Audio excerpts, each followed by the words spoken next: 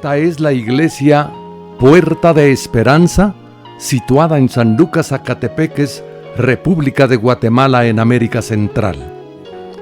Para la gloria de Dios, nuestra congregación fundamenta su fe en Jesucristo y en las Santas Escrituras. Agradecemos a Dios que hoy se pueda contar con Internet para cumplir con cabalidad el mandamiento de nuestro Señor Jesucristo, que es predicar el Evangelio en todas partes del mundo.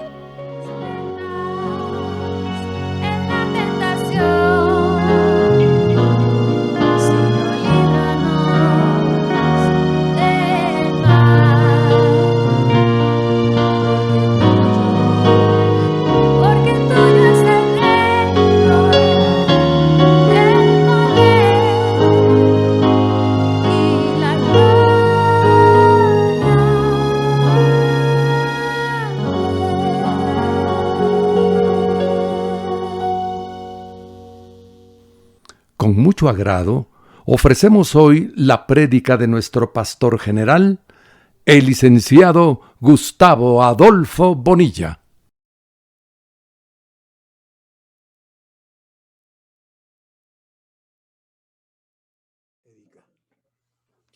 Hoy vamos a iniciar el capítulo número 13 y creo que este estudio, no sé si les va a gustar, pero lo estructuré de una forma totalmente diferente a como normalmente se estudia el capítulo 13 en este caso, de Marcos. Vamos a tener oportunidad de ver algunas proyecciones proféticas, por supuesto, de parte del Señor en una de sus palabras o de sus preguntas o sus respuestas, que realmente consideré yo oportuno de hacerlo de una forma diferente a como lo hemos venido haciendo o como lo hicimos cuando estudiamos Lucas. Pero espero que les sirva, que les guste y que sea de bendición para ustedes. Entonces dice capítulo 13, Jesús predice la destrucción del templo. Vamos a ver siempre algunos antecedentes antes de entrar al texto de este capítulo. Dice. Acá Marcos va a relatar los acontecimientos proféticos que señalarán el final de esta época, es decir, los hechos catastróficos del período llamado la Gran Tribulación, detallando gráficamente la segunda venida de Cristo. Son temas bien importantes, bien interesantes y de actualidad, aunque es todavía un evento escatológico, estamos muy cerca de ese periodo. La acción descrita forma parte integral del poder divino, que es mayor que cualquier poder humano. Este carácter abreviado del Sermón del Monte se refleja en toda esta obra de Marcos, excepto en algunos casos notables donde Marcos ha ofrecido un relato más extenso de un incidente. Entonces veamos cómo está más o menos estructurado el capítulo 13. A continuación dice un bosquejo detallando las partes que forman este pasaje bíblico. En primer lugar, vamos a ver la presentación de preguntas de los discípulos a Jesús en la cima del Monte de los Olivos. Eso lo vamos a ver en los versículos 1 al 4. En segundo lugar, vamos a ver un panorama de esta época, versículos 5 al 7. En tercer lugar, vamos a ver la persecución que precederá a la gran tribulación, versículos 8 al 13. En cuarto lugar, vamos a ver la profecía de la gran tribulación en los versículos 14 al 23. En quinto lugar, vamos a ver la proclamación de la segunda venida de Cristo, versículos 24 al 27. En sexto lugar, vamos a considerar la parábola de la higuera. Muy interesante esta parábola, hermanos, y realmente es una de las señales contundentes con relación al tiempo final. Eso lo vamos a ver en los versículos 28 al 33. Y por último, vamos a ver el programa para el pueblo de Dios, versículos 34 al 37. Entonces dice, versículo número 1, Marcos 13, versículo 1. Saliendo Jesús del templo, le dijo uno de sus discípulos. Si uno lee así así normalmente la expresión saliendo Jesús del templo como que no tiene mucha importancia que el Señor haya salido del templo. Pero vamos a ver que esta salida del templo de Jesús tiene trascendencia histórica y profética y de otro sentido, más también en el aspecto religioso que a veces no se considera. Si vemos en el caso del profeta Ezequiel, cuando estuvieron deportados, fueron llevados a Babilonia, ocurrió algo similar a lo que dice Marcos aquí. Solo que aquí Marcos dice que saliendo Jesús del templo, pero en el caso de Ezequiel nos dice lo siguiente, Ezequiel 9:3. Y la gloria del Dios de Israel se elevó de encima del querubín sobre el cual había estado al umbral de la casa.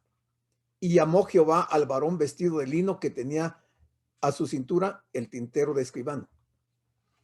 Lo que nos está escribiendo aquí Ezequiel es cómo la gloria de Dios, o sea, la presencia de Dios, salió del templo para no volver. Y aquí Marcos nos está diciendo que el Señor salió del templo y hasta el día de hoy el templo no tiene la presencia de Jesús. O sea, esas salidas que aparentemente son algo rutinario o algo que pareciera no tener importancia, tiene trascendencia de cientos o miles de años. Entonces, el Señor sale porque Él había estado dentro del templo, ¿se recuerdan? Y dentro del templo dio muchas enseñanzas. Aún el capítulo 12 que terminamos el miércoles, Él dio muchas enseñanzas dentro del templo. Pero ahora que ha terminado las enseñanzas y que habían llegado los diferentes grupos religiosos, los herodianos, los fariseos, escribas, toda esa gente, y que lo fueron a cuestionar y se habían acabado ya las preguntas y los cuestionamientos al Señor, ahora Él va a salir del templo. ¿Y con qué objeto va a salir del templo? ¿Y qué es lo que va a provocar en los apóstoles? Entonces, Marcos dice que uno de sus discípulos le dijo. Uno podría preguntarse quién fue ese discípulo que le preguntó. Entonces, pudo haber sido Pedro, según el versículo 3. Juan Marcos, que es este Marcos del Evangelio, nos habría presentado los recuerdos de Pedro sobre las palabras de Jesús. Es la sesión de enseñanza más larga en el Evangelio de Marcos. Este capítulo contiene este capítulo 13. Miqueas y Jeremías, profetas del Antiguo Testamento, predijeron la destrucción de Jerusalén y del templo como señal del juicio divino sobre el incrédulo Israel. Esa era una señal de juicio divino sobre Jerusalén. Dios llamaría a los gentiles para juzgar a su pueblo y conquistar su tierra. Y aquí los gentiles son los babilonios, los medopersas, los griegos y los romanos, que les tomó una buena cantidad de años en donde tuvieron sometido a Israel en condiciones bastante difíciles. Incluso les provocaron la muerte. Y Nabucodonosor había matado a muchos judíos cuando llegó a llevarse cautivo al pueblo de Israel. Entonces este discípulo, que si fue Pedro, le pregunta, le dice, maestro. Y llama la atención que le llame maestro, porque le debió haber llamado señor, pero le llama maestro. Mira qué piedras y qué edificios. El Señor se está yendo del templo. ¿Cuál era el propósito de este discípulo de enfatizarle al Señor que mire las piedras y que mire los edificios? ¿Será que ellos se sentían orgullosos del templo? Aunque ya no estaba la presencia del Señor ahí. ¿Qué era lo que le motivó a este discípulo a decirle al Señor que viera las piedras y que viera los edificios. Jesús había predicho la desolación que vendría sobre el templo. Y los discípulos habían quedado confundidos porque el templo y los edificios que lo rodeaban reflejaban grandeza y belleza, y quisieron estar seguros de que él, o sea, el Señor, lo había observado. Y por ese motivo le dijeron: Maestro, mira qué piedras y qué edificios. Pues el templo en sí mismo, quizás como una obra arquitectónica, era un templo pues que tenía sus características dignas de admirarlas. Pero no era tan importante la parte exterior del templo como la parte interior. Recuerden que ellos para ese momento ya no tenían el arca del pacto. Y el arca del pacto significaba la presencia de Dios. Entonces, si no está la presencia de Dios y el templo es muy hermoso, es un gran edificio, creo que estamos equivocados observando algo que realmente no es lo principal. Y eso es lo que este discípulo le está tratando de decir al Señor. Quizás ellos sí estaban impresionados, pero el Señor no le impresionó en absoluto el templo, máxime en las condiciones en que lo había encontrado cuando llegó ese día domingo, y que lo encontró convertido en un mercado donde habían animales, y habían cambistas y mesas y dinero y un montón de cosas que más parecía un espacio de comercio que un templo. Y eso no le iba a impresionar al Señor. Y los discípulos no mencionan nada de eso. ¿Qué edificio? Le dicen. Literalmente es enormes edificios.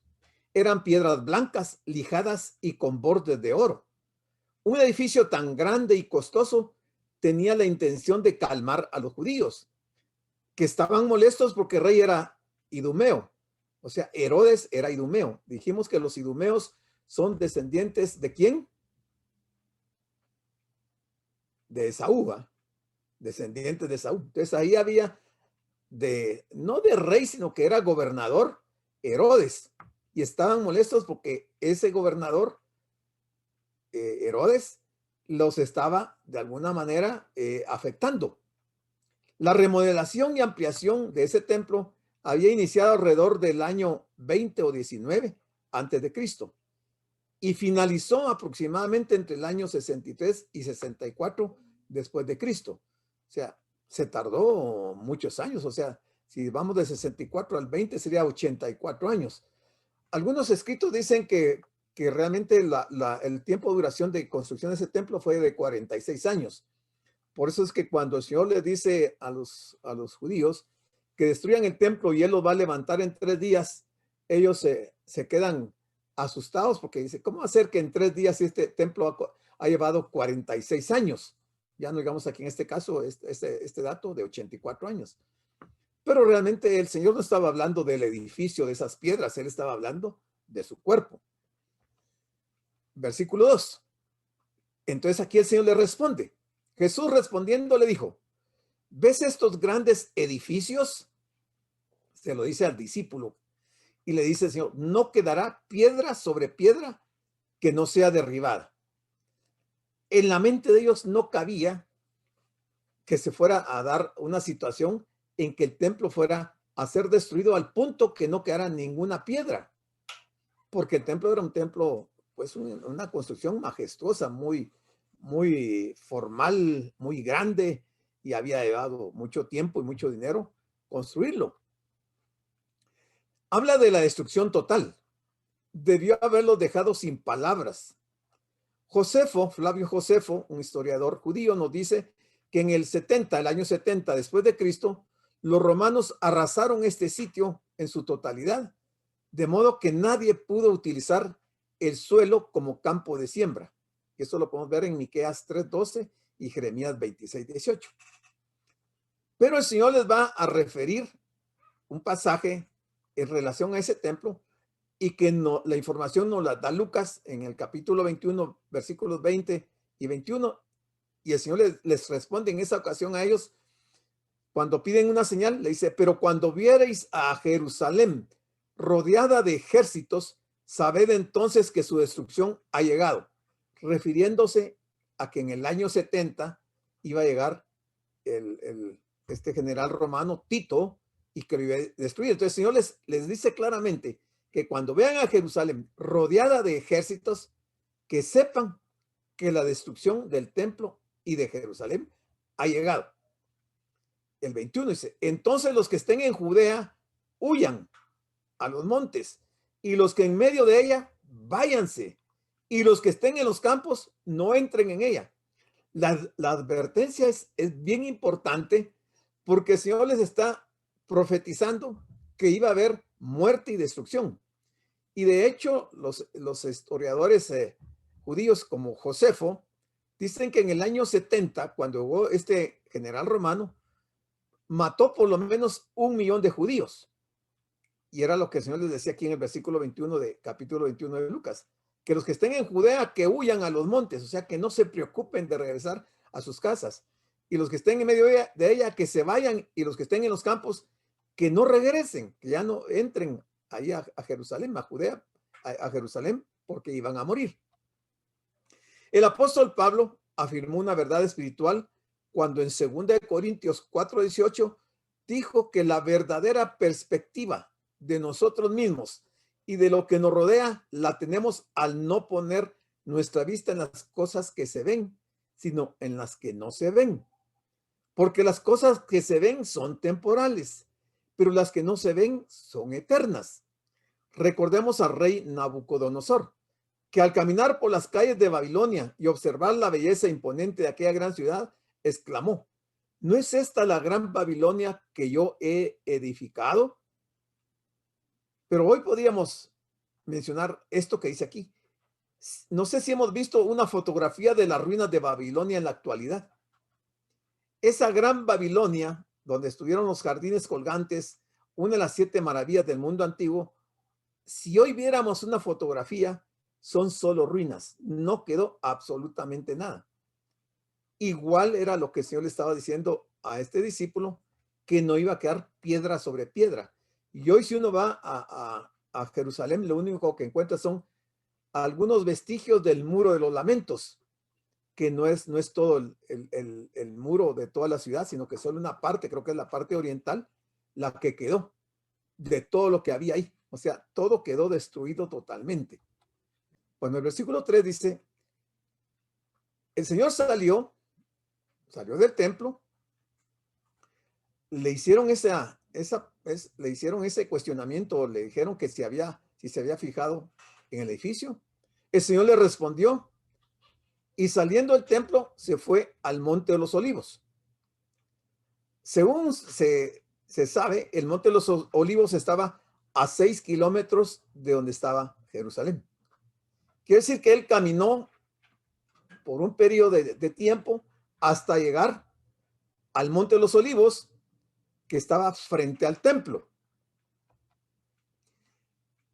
Esta colina, dice, se encontraba a 6 kilómetros al este hacia Jerusalén y la zona del templo. Y miren lo que dice Marcos acá.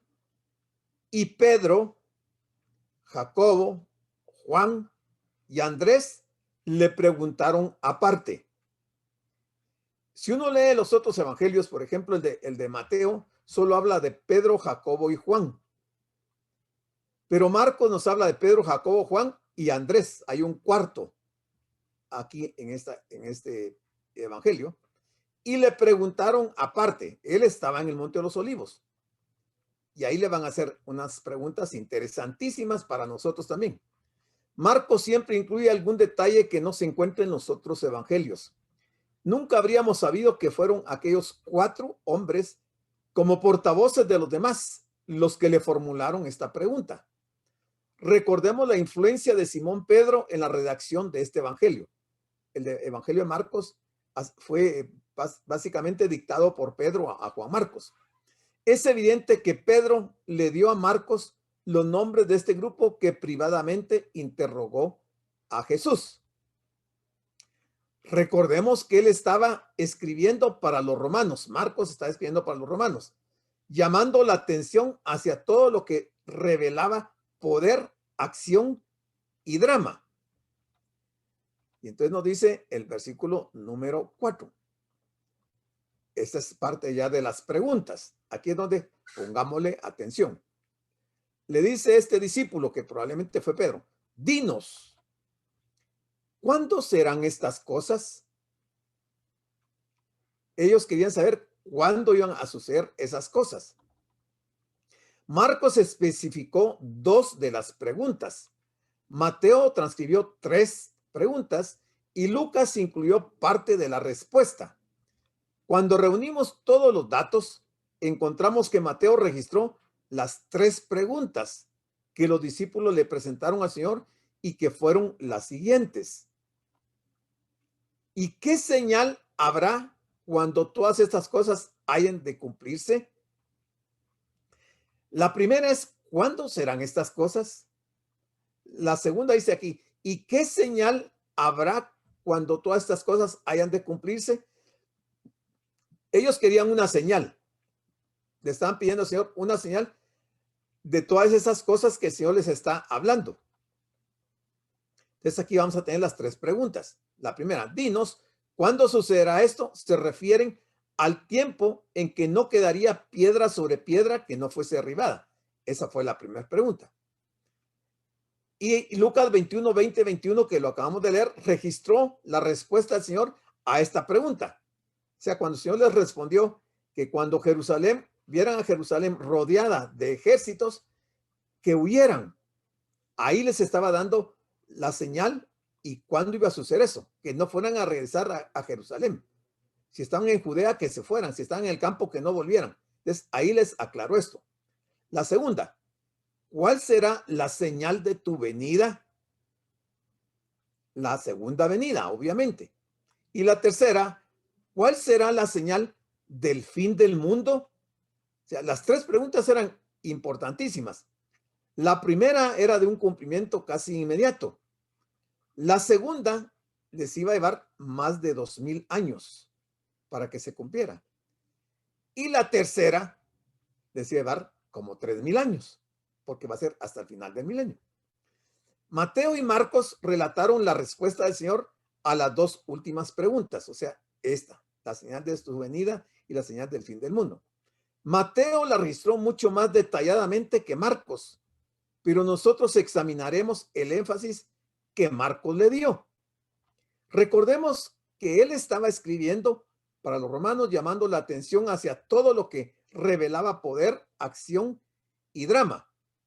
Desde el versículo 5 nos dice, Jesús respondiéndoles, aquí les va a responder a esas 3 preguntas. Comenzó a decir, mirad que nadie os engañe. Miren el orden en que él responde. Mirad que nadie os engañe. El 6. Porque vendrán muchos en mi nombre diciendo, yo soy el Cristo, y engañarán a muchos. O sea, la advertencia viene desde hace 2000 años. Que miremos que nadie nos engañe, porque vendrán muchos diciendo que son el Cristo y van a engañar a muchas personas. Hay ciertas ideologías que proclaman a un Cristo que no es el de la Biblia. De acuerdo a esas ideologías, dicen que Cristo no nació de una virgen, que Cristo nunca realizó milagros, que Cristo no derramó su sangre por los pecados del mundo, que Cristo no resucitó físicamente de los muertos, que Cristo no ascendió a los cielos y que Cristo no vendrá otra vez al mundo en forma corporal. Eso es lo que proclaman ciertas ideologías con relación a Cristo y a la palabra. Realmente, en la Biblia no se encuentra ningún Jesús como este, como los que dicen estos ideólogos. El Jesús de la Biblia nació de la Virgen María, realizó muchísimos milagros, derramó su sangre en la cruz por los pecados de la humanidad, resucitó corporalmente saliendo de su tumba y vendrá por segunda vez. Eso es lo que dice la Biblia. Este es el testimonio de la Biblia, que constituye el único documento de naturaleza histórica que poseemos sobre él. La Biblia proclama estos grandes y fundamentales acontecimientos de la fe. Todo Cristo diferente a este es un anticristo. Lo que dicen los ideólogos están prácticamente dentro del grupo de los anticristos porque están negando lo que la Biblia dice y que es histórico. O sea, eso no se puede borrar de la historia. Dice Juan en su primera carta, capítulo 2, versículos 18 y 22. Hijitos, es la última hora. Y así como oísteis que el anticristo viene, también ahora han surgido muchos anticristos. Mire desde cuándo lo decía Juan. Por eso sabemos que es la última hora. Y Juan explicó qué quería decir por anticristo. Es el que niega que Jesús es el Cristo, el anticristo. Este es el anticristo, el que niega al Padre y al Hijo. Por lo tanto, el Señor hizo muy bien en advertirnos al respecto. Sigamos con el versículo número 7. Y aquí viene algunas de las partes que realmente me interesa que ustedes le pongan mucha atención. Mas cuando oigáis, les dice el Señor en su respuesta, cuando oigáis de guerras y de rumores de guerras, no os turbéis, porque es necesario que suceda así, pero aún no es el fin. Aún no es el fin. Guerras y rumores de guerras. Y aquí caben muchas preguntas, y ahí es donde vamos a entrar un poquito a ver algunos aspectos de la Biblia también para entender esto de las guerras, porque ahí dijo el Señor, no os turbéis porque es necesario que suceda así, pero aún no es el fin. Además de los falsos cristos, las guerras serán una característica de toda la época. Por ejemplo, Apocalipsis 6:4. Y salió otro caballo, el Bermejo, y al que lo montaba le fue dado poder de quitar de la tierra la paz y que se matasen unos a otros, y se le dio una gran espada. ¿Qué está describiendo Juan en Apocalipsis 6:4? Está describiendo una guerra. Y el Señor está diciendo aquí en Marcos, y lo dicen todos los evangelios, entre las respuestas, que cuando oigáis de rumores de guerras y de guerras, todavía no es el fin. Quiere decir que el Señor se estaba anticipando a lo que Juan expuso en Apocalipsis 6. Jesús evoca los trágicos acontecimientos que rodearían la destrucción de Jerusalén para describir las condiciones que precederían su propio regreso. Habrá engaños de índole religioso, habrán levantamientos sociales y políticos, habrán calamidades naturales y habrá persecución, cosas que anunciarán el fin de los tiempos. Y esto ya sucedió en buena parte y sigue sucediendo hasta el día de hoy. Tal vez no en todo el mundo, pero en una buena parte del mundo está ocurriendo esto. Entonces, como el Señor habla de guerra, habrán guerras, dice. ¿A qué guerra se refiere el Señor? ¿Se refería a la guerra del Armagedón? ¿O se estaba refiriendo a la guerra del final del milenio? Aquí uno puede quedarse un buen tiempo reflexionando y habría que ir a ver la situación en que se dan esas guerras para saber si esto que el Señor está diciendo responde a la pregunta de los discípulos.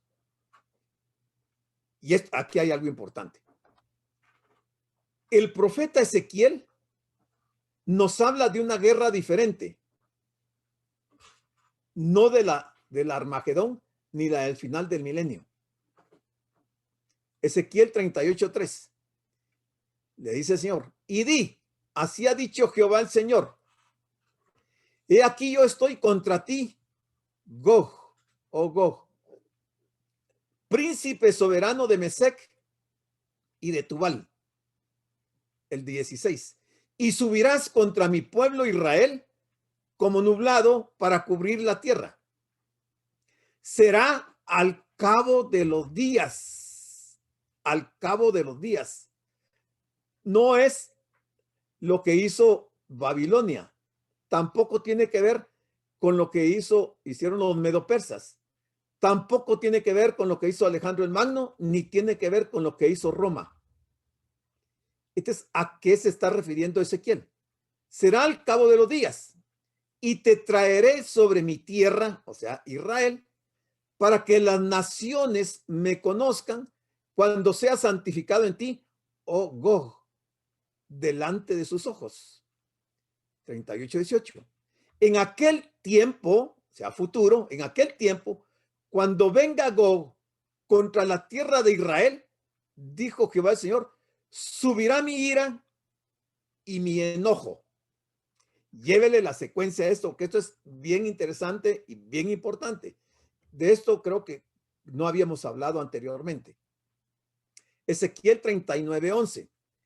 En aquel tiempo futuro, yo daré a Gog lugar para sepultura ahí en Israel, el valle de los que pasan al oriente del mar, y obstruirá el paso a los transeúntes, pues ahí enterrarán a Gog y a toda su multitud, y lo llamarán el valle de Amón Gog. Pero mire el 12. Y la casa de Israel los estará enterrando por 7 meses para limpiar la tierra. Habla algo Juan en la guerra de Armagedón, de que Israel vaya a tomarse 7 meses para enterrar a los muertos de esa guerra. No, ¿verdad? Juan nos dice en el capítulo 19 de Apocalipsis que el ángel invita a todas las aves carroñeras a la gran cena, donde van a comer carnes de capitanes, de ricos, de pobres, de toda clase de personas. Los invita a los animales carroñeros para ir a comer todas esas carnes. Pero no dice Juan que Israel vaya a tomar 7 meses para enterrar a esas personas. Porque si la guerra del Armagedón es al final de la gran tribulación, inmediatamente que finaliza la gran tribulación, se establece el reino milenario, el milenio. Entonces, ¿cuándo se dan esos 7 meses para enterrar a toda esta gente? Aquí estamos hablando de la guerra de Gog y Magog. Es una guerra totalmente diferente. Por lo menos yo lo veo así. Porque se levantará nación contra nación y reino contra reino. Y habrá terremotos en muchos lugares. Y habrá hambres y alborotos. Principio de dolores son estos. Si no es la guerra del Armagedón, mucho menos que sea la guerra del final del milenio. Porque cuando termine la guerra del final del milenio, que es una segunda guerra de las que están ahí, que habla Apocalipsis, cuando termine esa guerra, que Dios los va a destruir, porque dice que Dios va a soltar a Satanás para que salga del abismo, y Satanás saldrá al final del milenio a engañar a las gentes y formará un gran ejército que marcharán contra Israel, tratando de ir a destronar al Señor que ha estado reinando ya por 1000 años. Pero después de esa guerra no dice que haya 7 meses para enterrar los cadáveres, porque inmediatamente que termina esa guerra, lo que ocurre es cielos nuevos y tierra nueva. Entonces, hay otra guerra en ese periodo de la gran tribulación. Entonces, repitiendo el versículo 8 dice, porque se levantará nación contra nación, reino contra reino, y habrá terremotos en muchos lugares, y habrá hambres y alborotos. Principios de dolores son estos. Esto lo está diciendo el Señor cuando ha salido del templo. Lo que está diciendo el Señor es lo que Juan nos describe con detalle en el libro de Apocalipsis.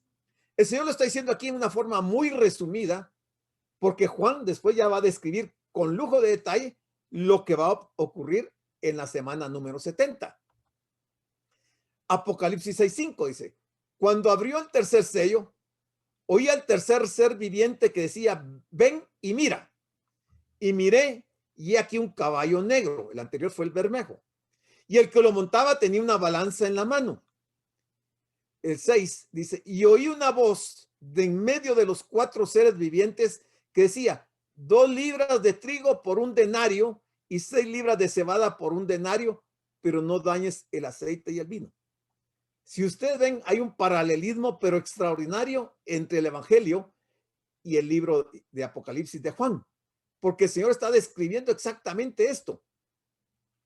La guerra a escala mundial afectará en gran manera el suministro de alimentos y el hambre se hará sentir en todo el planeta.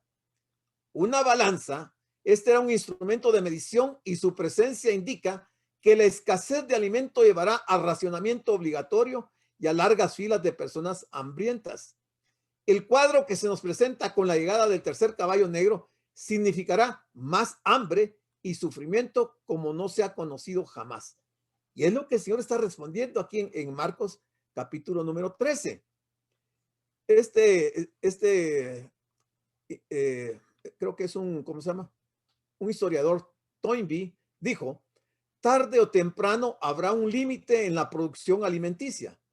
Y entonces, si la población continúa aumentando progresivamente, el hambre realizará las ejecuciones que tuvieron lugar en el pasado por el hambre, la peste, la guerra y todo combinado.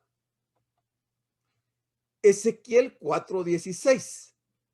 Me dijo luego, hijo de hombre, he aquí quebrantaré el sustento del pan en Jerusalén, y comerán el pan por peso y con angustia, y beberán el agua por medida y con espanto. 4:17 dice, para que al faltarles el pan y el agua, se miren unos a otros con espanto y se consuman en su maldad. Es exactamente lo que el Señor está diciendo en este capítulo número 13, aquí cuando dice, porque se levantará nación contra nación y reino contra reino, y habrá terremotos en muchos lugares, y habrá hambres, y habrán alborotos, principio de dolores son estos. O sea que no solamente Juan en el Apocalipsis no lo profetiza, sino que el mismo Señor lo dijo aquí en el capítulo 13, versículo 8. El 9 dice, pero mirad por vosotros mismos, le está diciendo el Señor a los discípulos, mirad por vosotros mismos, porque os entregarán a los concilios y en las sinagogas os azotarán y delante de gobernadores y de reyes os llevarán por causa de mí para testimonio a ellos. La profecía del Señor, uno debe de separarla o segmentarla por periodos, porque luego que el Señor asciende al cielo después de que ha sido muerto, viene la persecución contra la iglesia, y ahí vamos a ver que parte de lo que aquí dice, porque os entregarán a los concilios y en las sinagogas os azotarán y delante de gobernadores y de reyes os llevarán por causa de mí para testimonio de ellos. Eso se empieza a cumplir en los primeros 100 años de nuestra historia. Cuando habla de los tribunales, es la forma plural del Sanedrín. Se refiere a los tribunales locales en las sinagogas, de acuerdo con Mateo 24:9. Los azotarán. Literalmente significa una paliza o una paliada, Mateo 24:9. Los judíos azotaban a los malhechores dándoles 39 azotes. Eso de acuerdo con Deuteronomio 25, del versículo 1 al número 3. Pero veamos el cumplimiento en parte ya de estas palabras que el Señor les está diciendo en ese momento. En Hechos 4:1 encontramos que dice, hablando ellos al pueblo, vinieron sobre ellos los sacerdotes con el jefe de la guardia del templo y los saduceos. Versículo 2, resentidos de que enseñasen al pueblo y anunciasen en Jesús la resurrección de entre los muertos, les echaron mano y los pusieron en la cárcel hasta el día siguiente porque era ya tarde. Aquí se está cumpliendo ya eso que el Señor les dijo en este capítulo 13, versículo 8 y 9 de Marcos. Pero también encontramos otro cumplimiento. Yo solo puse unos pocos ejemplos. En Hechos 16:22. Y se agolpó el pueblo contra ellos, contra Pablo y sus discípulos, y los magistrados, rasgándoles las ropas, ordenaron azotarles con varas. Hechos 16:23. Después de haberles azotado mucho, los echaron en la cárcel, mandando al carcelero que los guardase con seguridad. Se vuelve a cumplir lo que el Señor les ha dicho. En Apocalipsis 1:9 encontramos el testimonio de Juan. Dice: yo, Juan, vuestro hermano y copartícipe vuestro en la tribulación, en el reino y en la paciencia de Jesucristo, estaba en la isla llamada Patmos por causa de la palabra de Dios y el testimonio de Jesucristo. Cuando Juan escribe esto, ya es el año 95 de nuestra era.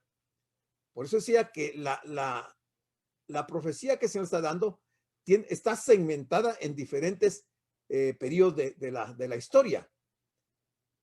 Pero yo creo que nosotros algo hemos sabido con respecto a las cruzadas.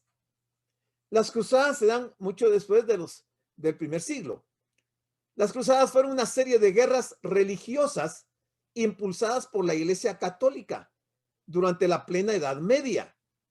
Dichas campañas militares tenían como objetivo declarado recuperar para la cristiandad la región del cercano oriente conocida como Tierra Santa, la cual se encontraba bajo el dominio del Islam desde el siglo VII. En muchos casos, estas cruzadas fueron causa de persecuciones contra judíos, cristianos ortodoxos, griegos y rusos. Estamos hablando ya mucho más adelante, ya siglo VII y los siglos siguientes. Las fechas de estas cruzadas fueron del año 1096 al 1291. El lugar fue en la Tierra Santa. ¿Cuáles fueron los resultados de las cruzadas? Fueron 9 cruzadas. La primera, la victoria fue cristiana. La segunda, la victoria fue musulmana. La tercera, la victoria fue musulmana también. La cuarta, la victoria cristiana y creación del Imperio Latino. La quinta, la victoria fue musulmana. La sexta, la victoria fue cristiana. La séptima, la victoria fue musulmana. La octava dice el statu quo ante bellum. Y la novena fue victoria musulmana. Todo eso se dio en este periodo. O sea, todo lo que el Señor estaba anunciando de persecuciones y de guerras y de todo esto y de que iban a ser llevados ante los tribunales, se está dando a través de la historia y se ha dado. Las cruzadas fueron emprendidas para liberar los lugares santos, es decir, las regiones donde vivió Jesucristo de la dominación musulmana. Sus orígenes se remontan a 1095, cuando el emperador bizantino Alejo I solicitó protección para los cristianos de Oriente al Papa Urbano II, quien en el concilio de Clermont inició la predicación de la cruzada. Al terminar su alocución con la frase del Evangelio, renuncia a ti mismo, toma tu cruz y sígueme, de Mateo 16:24, con otra versión, la multitud entusiasmada manifestó ruidosamente su aprobación con el grito Deus lo vult, o lo que quiere decir Dios lo quiere, hablando de las cruzadas. Pero hemos oído también de la Santa Inquisición. ¿Qué es la Inquisición? La Inquisición, también conocida como Santa Inquisición, fue una institución dedicada a la investigación, condena y castigo de la herejía que estaba vinculada con la Iglesia Católica. Una herejía en este caso era contravenir los postulados de la doctrina católica y por ende la fe del rey. O sea, todos los que estuvieran en contra de lo que la Iglesia Católica proclamaba y que era contra la fe del rey, eso era herejía, por lo cual los quemaban y los mataban. La Inquisición castigó a todo aquel que se oponía a la religión cristiana, al que no aceptaba la fe católica, al que se negó a convertirse, al que no quiso renunciar a su creencia en favor del catolicismo, porque a eso le llamaban ellos cristianismo. Y así envió a los judíos a las hogueras. Entonces, si vemos en diferentes épocas de la historia del mundo, las palabras que el Señor pronunció en aquella ocasión a los discípulos se han venido cumpliendo a través del tiempo y todavía falta, porque el Señor dijo que esto apenas eran principio de dolores, son estos, pero los dolores han empezado desde el primer siglo, o sea que estamos en ese proceso todavía y lo que viene es mucho más fuerte. Versículo 10. Y es necesario, le dice el Señor, que el evangelio sea predicado antes a todas las naciones. Marcos 13, como Mateo 24, está hablando del periodo de la gran tribulación. No se está hablando en estos capítulos de la iglesia. Se está hablando del periodo de la gran tribulación. Por eso es que hay mucha gente confundida y haciendo querer valer algunas profecías de esos capítulos, de estos evangelios, asociándolo con la iglesia, pero no tiene nada que ver con la iglesia. Cuando el capítulo 24 de Mateo se dé en la realidad, o el 13 de Marcos, la iglesia ya habrá sido arrebatada. Entonces veamos qué es lo que dice aquí, que es necesario que el evangelio sea predicado antes a todas las naciones. El evangelio del reino es, en efecto, una faceta del evangelio de la gracia. La salvación en cualquier época tiene lugar por la gracia de Dios. Y Dios nunca ha presentado a los seres humanos más que un solo medio de salvación para los pecadores, que es a través de la sangre derramada por Jesucristo en la cruz. O sea, a través de la muerte de Cristo. Solo a través de él hay salvación. Pero veamos qué va a pasar en la gran tribulación y qué es lo que el Señor está diciendo en el capítulo 13 de Marcos. Pero el evangelio del reino enfatizará el mensaje de que el reino de los cielos está cercano. En otras palabras, que el rey está por llegar. Y ese mensaje preciso será proclamado en este día futuro durante el periodo llamado la gran tribulación. Este evangelio va a ser proclamado en un día futuro en el periodo de la gran tribulación, porque mucha gente dice el día de hoy, pero el evangelio no se ha predicado a todo el mundo, entonces no se puede dar el arrebatamiento. Es que predicar el evangelio a todo el mundo es en el periodo de la gran tribulación, no tiene nada que ver con la iglesia. Yo no digo que la iglesia no esté llamada a predicar el evangelio, porque la iglesia lo ha venido haciendo desde la época de los apóstoles, pero predicarlo por todo el mundo, ese pasaje tiene que ver para la semana número 70 de Daniel. Marcos 13:11. Pero cuando os trajeren para entregaros, no os preocupéis por lo que habéis de decir, ni lo penséis, sino lo que os fuere dado en aquella hora, eso hablad, porque no sois vosotros los que habláis, sino el Espíritu Santo. Si estamos hablando que Marcos 13, igual que Mateo 24, es del periodo de la gran tribulación, aquí tenemos un pasaje importante que los creyentes de ese tiempo, cuando sean llevados delante de los tribunales, lo que hablen será por el Espíritu Santo. Quiere decir que el Espíritu Santo tendrá una función que cumplir aún durante el periodo de la gran tribulación. Si no, no estuviera escrito aquí en la Biblia. Mira, aquí se dice claramente, sino el Espíritu Santo.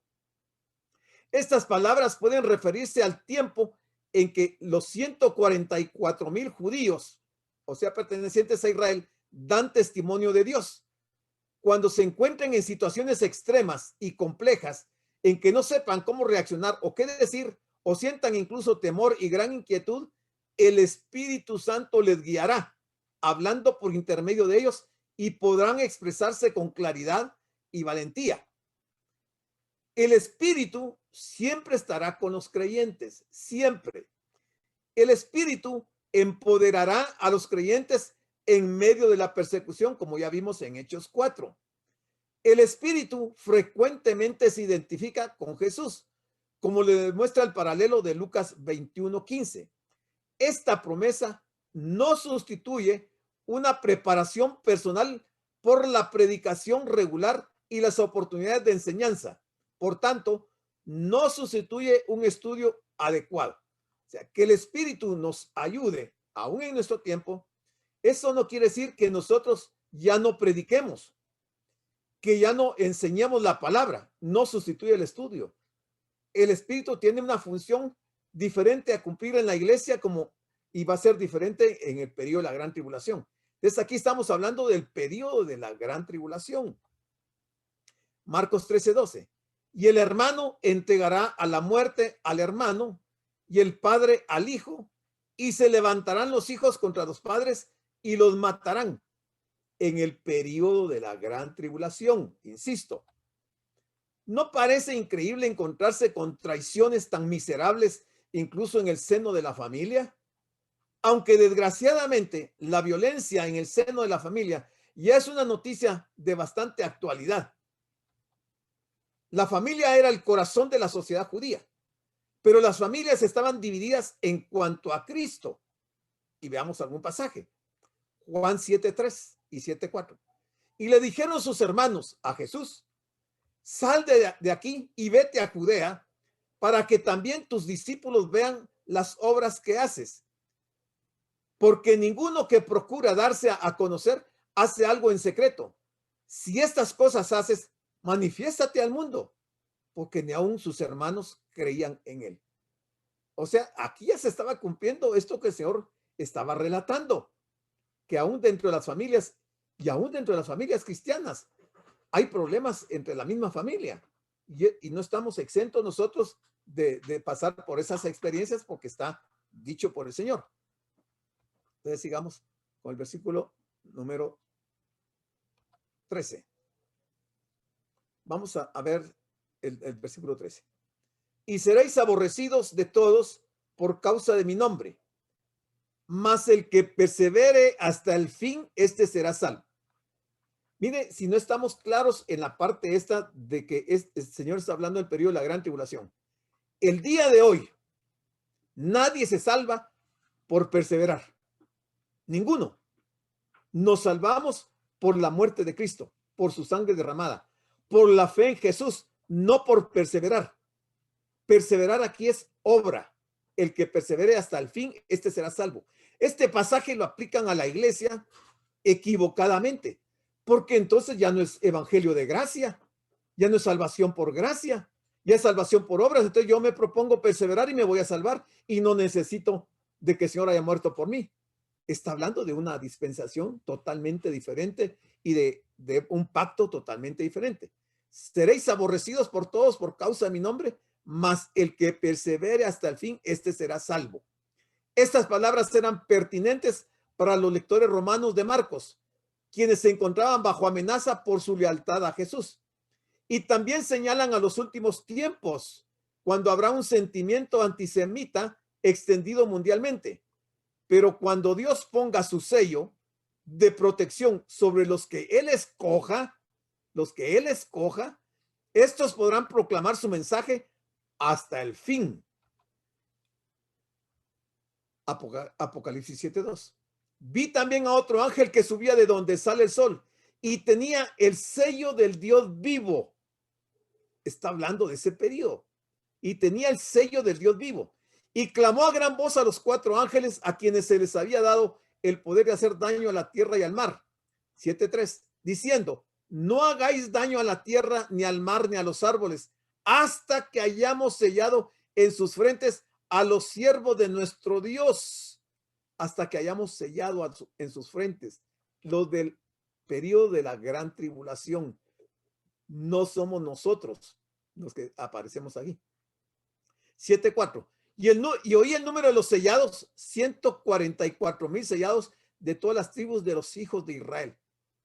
En este caso es clarísimo que está hablando de los judíos. Está hablando de Israel, no está hablando de los gentiles. Apocalipsis 14:1. Después miré, y aquí el Cordero estaba en pie sobre el monte de Sión, y con él 144,000, que tenían el nombre de él y el de su padre escrito en la frente. O sea, el sello ahí va a ser el nombre del Padre y el nombre del Hijo. Nosotros estamos sellados con el Espíritu Santo, totalmente diferente el sello de la iglesia al sello del periodo de la gran tribulación. Y veamos qué decía Ezequiel en el capítulo 9, versículo 2.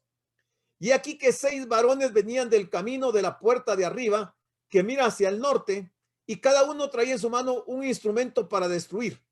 Y entre ellos había un varón vestido de lino, el cual traía a su cintura un tintero de escribano.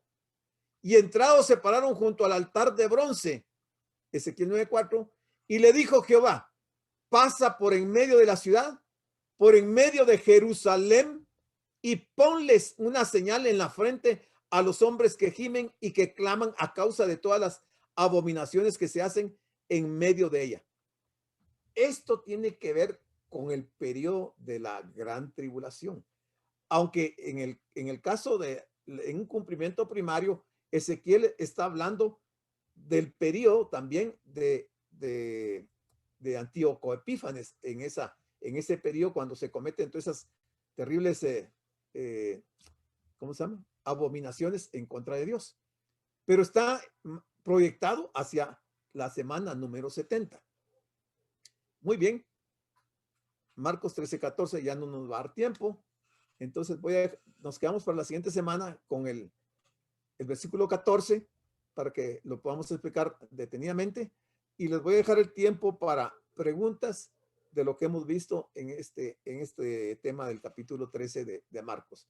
Si usted tiene preguntas o tiene un comentario, un aporte, puede encender su micrófono y hacerlo.